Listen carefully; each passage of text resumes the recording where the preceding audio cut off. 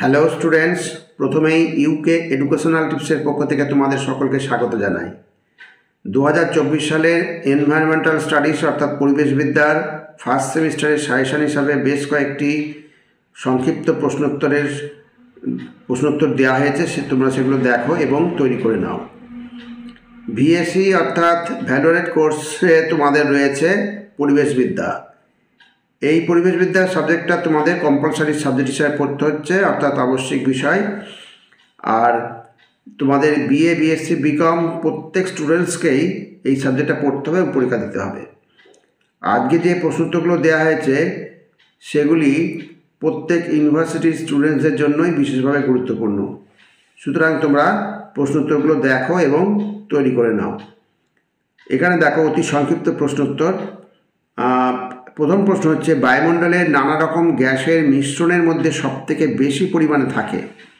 তা তোমরা সকলেই জানো বায়ুমণ্ডলে নানা রকম যে গ্যাসগুলো রয়েছে মিশে থাকছে, তার মধ্যে সবথেকে বেশি পরিমাণে থাকছে কোন গ্যাস? সবথেকে বেশি পরিমাণে থাকছে কোনটা? হচ্ছে নাইট্রোজেন গ্যাস। অতএব অপশান বি হচ্ছে সঠিক অ্যান্সার। এইবার জেনোবায়োটিক পদার্থের উদাহরণ হলো, জেনোবায়োটিক পদার্থের উদাহরণ হচ্ছে কি ক্লোরোফ্লোরোকার্বন, অর্থাৎ অপশান ডি হচ্ছে সঠিক অ্যান্সার। পরবর্তী প্রশ্ন, প্রাথমিক বায়ু দূষণ হলো, প্রাথমিক বায়ু দূষণ হচ্ছে পরাগরেণু, এটাও সঠিক। কার্বন মনোক্সাইড, এটাও সঠিক। অর্থাৎ এ ও বি উভয়ই হবে, অপশান ডি সঠিক অ্যান্সার। নেক্সট, গৌণ বায়ু দূষক জোড়া। এখানে প্যান, কার্বন মনোক্সাইড, ধোঁয়া, ozone, carbon monoxide, carbon dioxide, প্যানের হচ্ছে পুরো কথা হচ্ছে পারঅক্সি অ্যাসিটাইল নাইট্রেট আর ওজোন। তাহলে গৌণ দূষক, তাহলে গৌণ দূষক জোড়া হচ্ছে এই অপশন ডি, প্যান এবং ওজোন। এবার পরবর্তী প্রশ্ন, শিল্পাঞ্চল এলাকায় নিম্নলিখিত কোন গ্যাসের ঘনত্ব বেশি দেখা যায়? খুব ভালো করে মনে রাখবে, শিল্পাঞ্চল এলাকায় সালফার ডাইঅক্সাইড।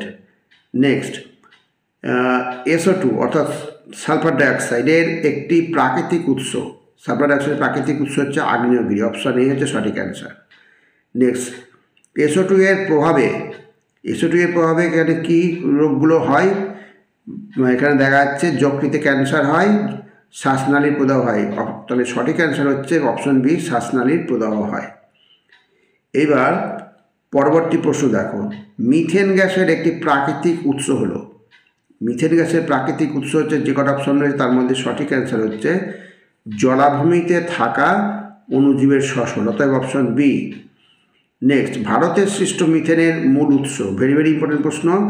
ভারতের সৃষ্ট মিথেনের মূল উৎস হচ্ছে এই জলমগ্ন ধান ক্ষেত, অপশান এ সঠিক অ্যান্সার। নেক্সট 10 নম্বর দেখো, মানুষের বাঁচার জন্য অবশ্য প্রয়োজনীয় বায়ুমণ্ডলীয় গ্যাসটি হলো, এটা তোমরা সকলেই জানো যে বাঁচার জন্য আমাদের সব প্রয়োজন হচ্ছে কোনটা? অক্সিজেন গ্যাস, অতএব অপশান সি সঠিক অ্যান্সার। 11 নম্বর, বায়ুতে কার্বন ডাইঅক্সাইডের শতকরা পরিমাণ কত? কার্বন ডাইঅক্সাইড শতকরা পরিমাণ হচ্ছে 0.03, অপশান সি। নেক্সট, জীবাশ্ম জ্বালানির অসম্পূর্ণ দহনের ফলে সৃষ্টি হয়, খুব সুন্দর প্রশ্ন, ভেরি ভেরি ইম্পর্টেন্ট প্রশ্ন।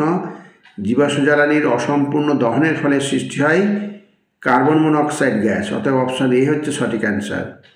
নেক্সট, এরোসোল হলো, এরও একটা ভালো প্রশ্ন।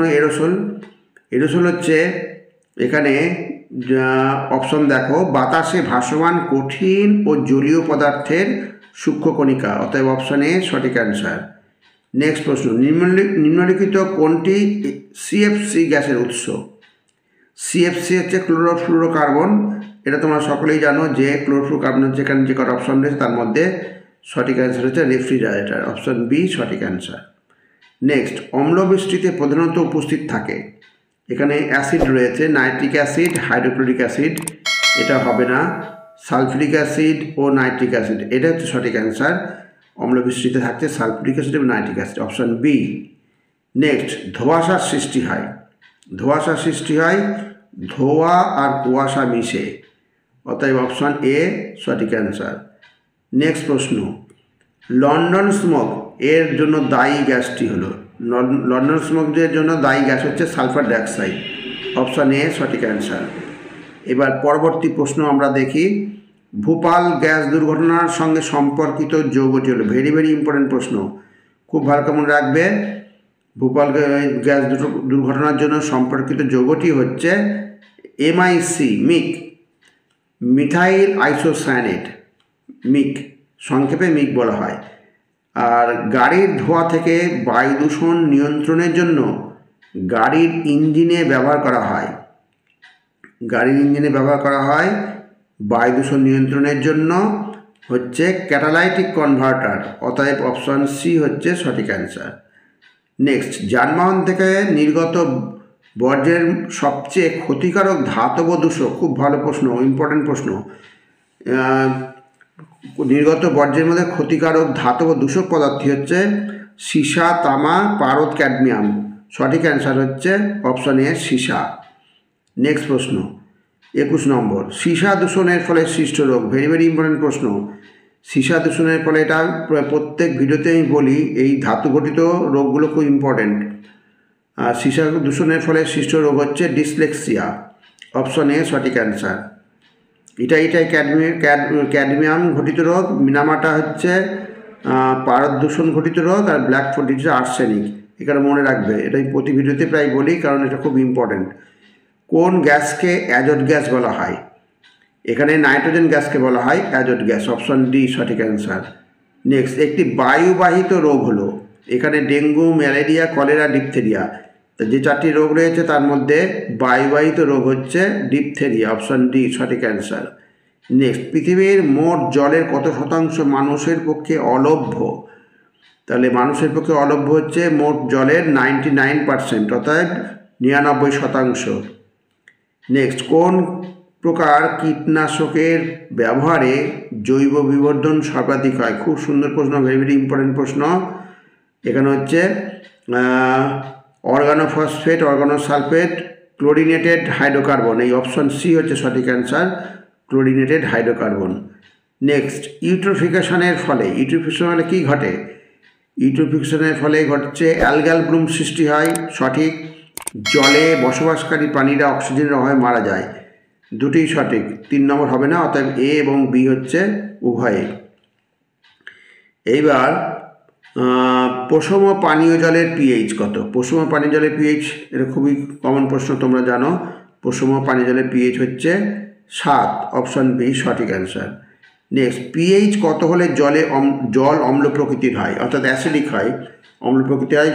পিএইচের মান যদি 7-এর কম হয় তাহলে জল অম্ল প্রকৃতির হবে, আর 7-এর বেশি হলে ক্ষারীয় হয়ে যাবে, অতএব অপশন বি সঠিক অ্যান্সার। জৈব বিয়োজনক্ষম দূষণ সৃষ্টিকারী পদার্থটি হলো, জৈব বিয়োজনক্ষম দূষণ সৃষ্টিকারী পদার্থ হচ্ছে এখানে প্লাস্টিক, ধোঁয়াশা, ধোঁয়া, নর্দমার জল, অতএব অপশন ডি হচ্ছে সঠিক অ্যান্সার, নর্দমার জল। জলাশয়ে ইউট্রোফিকেশনের বা পুষ্টি বিবর্ধনের হার বাড়ে, কী কারণে হার বাড়ে? জলে অক্সিজেন বাড়লে হবে না, জলে সালফার বাড়লে হবে না, এটা হবে না, জলে ফসফরাস বাড়লে, অতএব অপশন ডি সঠিক অ্যান্সার। খুব সুন্দর প্রশ্ন, এটা ভালো করে মনে রাখবে। পানীয় জলে দ্রবীভূত অত্যাবশ্যকীয় মৌলটির নাম, এটা খুবই স্বাভাবিক, পানীয় জলে অক্সিজেন, তামা, পারদ আর হচ্ছে লোহা, আয়রন, অতএব অপশন এ হচ্ছে সঠিক অ্যান্সার, অক্সিজেন।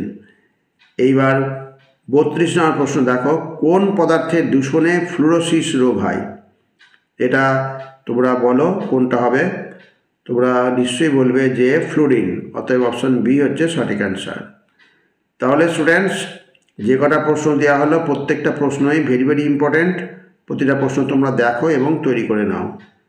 আর স্টুডেন্টস, ভিডিওটি যদি ভালো লাগে অবশ্যই সাবস্ক্রাইব করো, এর সাথে একটা লাইক দিও এবং তোমার ফ্রেন্ডসদের মধ্যে ভিডিওটি শেয়ার করো। তাহলে স্টুডেন্টস, আজকে এখানেই শেষ করি। তোমরা ভালো থেকো, সুস্থ থেকো। Thank you very much.